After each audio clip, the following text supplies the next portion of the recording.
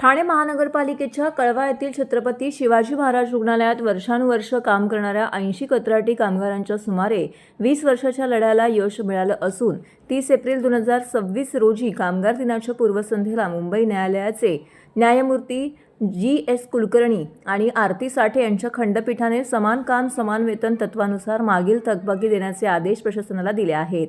कामगार दिनाच्या पूर्वसंध्येला झालेल्या आदेशामुळे कंत्राटी कामगारांमध्ये आनंदाचे वातावरण निर्माण झाले आहे। सुमारे सन 2005 पासून कामगार उपायुक्त, महाराष्ट्र राज्य कंत्राटी कामगार सल्लागार मंडळ, मुंबई उच्च न्यायालय या सर्वोच्च न्यायालय तसेच राज्य शासनाच्या पातळीवरती म्युनिसिपल लेबर युनियन कामगार नेते रवी राव यांच्या मार्गदर्शनाखाली लढा देत होती।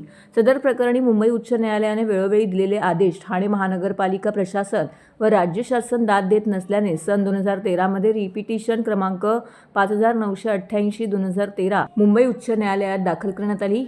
न्यायालयाच्या आदेशानुसार समान कामाला समान वेतनाचा प्रस्ताव ठाणे महानगरपालिकेच्या महासभेमध्ये पारित करण्यात आला होता, परंतु त्याची अंमलबजावणी होत नसल्याने संघटनेने पुन्हा एकदा मुंबई उच्च न्यायालयामध्ये संबंधित केसमध्ये सिव्हिल ॲप्लिकेशन दाखल केलं। अखेरीस या लढ्याला आता यश आलेलं आहे। सदर दाव्यामध्ये सुरुवातीपासूनच सिनियर काउन्सिलिंग श्रीमती नीता कर्णिक यांनी कामगारांची बाजू अत्यंत प्रभावीपणे मांडून न्याय मिळवून दिल्याबद्दल कळवा हॉस्पिटलमधील कंत्राटी कामगारांनी त्यांचे तसेच इतर कामगार नेते व युनियनचे अध्यक्ष रविराव, कार्याध्यक्ष मोहन तिवारी, सरचिटणीस चेतन आंबोकर, उपाध्यक्ष बिरियाल भाल, कोषाध्यक्ष विजय खानविकर आणि इतर पदाधिकाऱ्यांचे आभार मानले आहेत। तुम्हा सर्वांना कामगार दिनाच्या शुभेच्छा तसेच महाराष्ट्र दिनाच्या शुभेच्छा। मित्रांनो, तुमचा जो प्रश्न आहे पत्रकार म्हणून तो खूप चांगला आहे। आम्ही सर्व युनियनच्या माध्यमातून कामगारांना न्याय मिळवून देण्यासाठी प्रयत्नात असतोच। 2005 सालापासून ही लढाई आम्ही सुरू केली होती की समान काम समान वेतन, कमीत कमी पगार कामगारांना मिळाला पाहिजे। जो घाणीत काम करतो, तो सफाई कामगार आहे, त्याला हा न्याय मिळाला पाहिजे, ही रविराव शरदरावांची कल्पना होती आणि ती कल्पना घेऊन आम्ही पुढे गेलो। सुप्रीम कोर्टापर्यंत ही लढाई लढलो आणि आज आम्ही ही लढाई सुप्रीम कोर्टात जिंकलो, हायकोर्टात जिंकलो आणि ठाणे महानगरपालिकेच्या आयुक्तांना त्याचं आज ॲफिडेव्हिट द्यावं लागलं की समान काम समान वेतन मी आज ठाणे महानगरपालिकेत लागू करतो। कमीत कमी कोर्टात जेवढे कामगार आहेत त्यांना तरी लागू करतो असं त्यांनी मान्य केलं आणि शिवाय त्यांची 2018 पासूनची थकबाकी द्यायची त्यांनी कबूल केली आहे। तर कामगारांवर अन्याय होऊ नये याच्यासाठी ही लढाई होती। तर ह्या ठराविक कामगारांसाठी नव्हती, ही संपूर्ण ठाणे महानगरपालिकेत कॉन्ट्रॅक्टमध्ये काम करणाऱ्या कामगारांसाठी होती।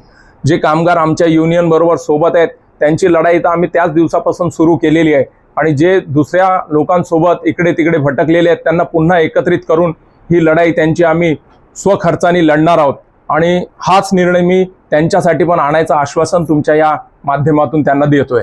बघा, हा जो सुप्रीम कोर्टाचा निर्णय आहे याच्यामध्ये विशेष करून मी तुम्हाला सांगू इच्छितो की ह्याच्यात 2 विषय होते। एक विषय होता समान काम समान वेतन आणि हायकोर्टाने आदेश दिल्यानंतर पण शासनाने, महाराष्ट्र शासनाने आणि महापालिकेने ते लागू केलं नाही म्हणून सुमोटो हायकोर्टाने आहे ना त्यांच्या विरुद्ध पिटिशन दाखल करून घेतलं होतं। त्यावेळेस तत्कालीन प्रधान सचिव होते श्रीकांत सिंग आणि ठाणे महानगरपालिकेचे आयुक्त यांच्या विरुद्ध त्यांनी तो गुन्हाच दाखल केला होता। तिथे हायकोर्टाने ऑर्डर दिलं होतं।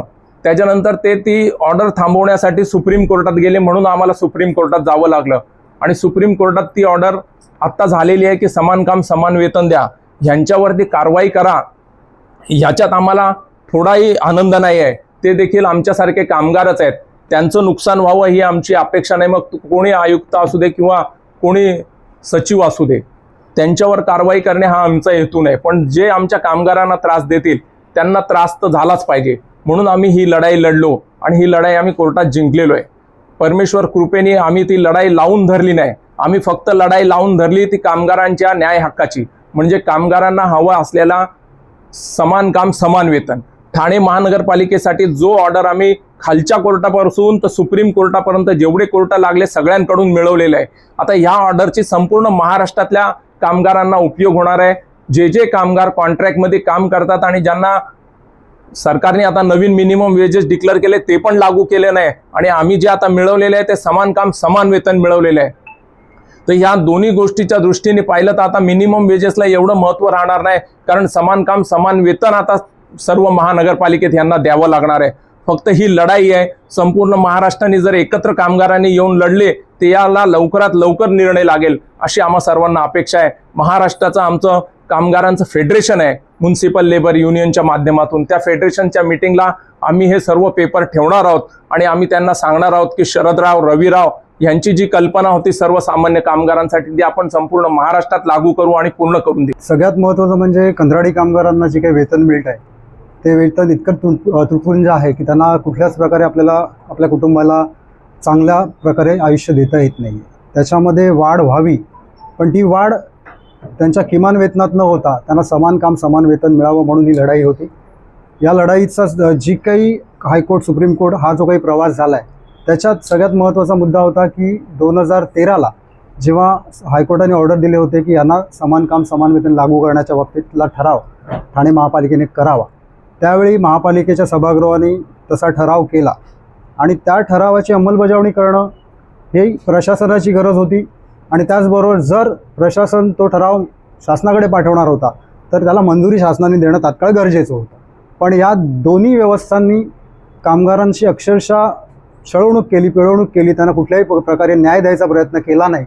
आणि सगळ्यात महत्त्वाचं त्याच्यामध्ये हे झालं की हायकोर्टाच्या ऑर्डर्सचं उल्लंघन करणं हे सगळ्यात मोठी चूक ठाणे महापालिका प्रशासन आणि राज्य शासनाच्या नगरविकास विभागाची झालेली आहे. त्याच्याविरुद्ध कंटेम महापालिके स्वतः हायकोर्टाने दाखल करून घेतली आणि ती कंटेम आजही चालू आहे. ठीक आहे, ते चालत राहील, पण आज त्या दाव्यामध्ये 80 कामगार होते. त्या 80 कामगारांना याचा लाभ होईल आणि तो लाभ आता कॅल्क्युलेशन जे चालू आहेत त्याच्यानुसार तो लाभ किती होतं, म्हणजे काही लाखात जाईल, काही कोटीत जाईल, एकूण मिळून त्याचं उत्तर आपल्याला महापालिका देईलच, कारण 4 आठवड्यात त्यांना ते कंप्लाय करायचंच आहे. आणि त्याचबरोबर ही लढाई आता केवळ या 80 कामगारांपुरता न ठेवता ठाणे महापालिकेतल्या सगळ्याच कंत्राटी कामगारांसोबतच महाराष्ट्रातल्या कंत्राटी कामगारांना न्याय मिळवून देण्यासाठी करायची, असं आमच्यामध्ये तरी तो विश्वास आम्ही स्वतःमध्ये ठेवून पुढे जाणार आहोत. आणि याबद्दल लवकरच महाराष्ट्राला नवं आणि चांगलं चित्र बघायला मिळेल.